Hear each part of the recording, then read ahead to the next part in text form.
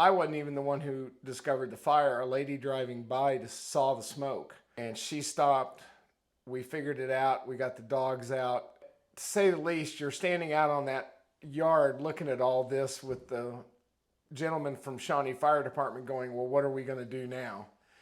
And you don't go to school for this. Between Swartz and USAA, it started working right off the get-go because you have no guidance. It's not like there's a book. Tom called us on Monday morning and said, what's going on? How can we help you? Called about 8:30. 9:15, the whole crew rolled in.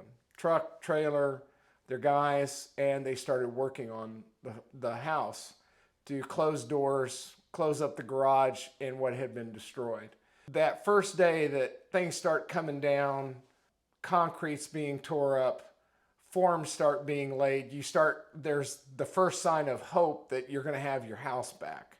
We never dreamed in a certain way that they were going to get the smoke smell out. After they had completely stripped the walls down to the studs, even then it still smelled like smoke. And then came the day that they sprayed the material on the studs, and literally the next day the place smelled fresh as fresh comes.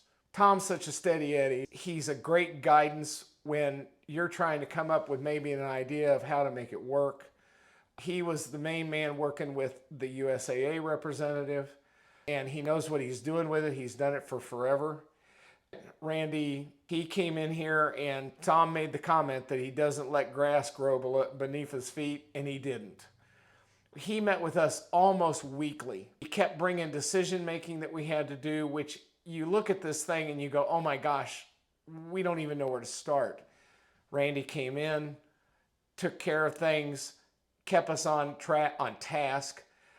And then Jennifer comes in.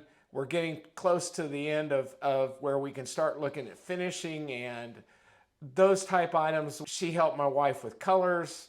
All of them as a group melded together to get this house finished. There's nobody else in this part of the country that even comes close. Not only them themselves, but the context they have within the fire remediation community. People who come in and clean, who come in and take care of your materials and your possessions. They know all these people and they know when to get them in here and how to get them in here.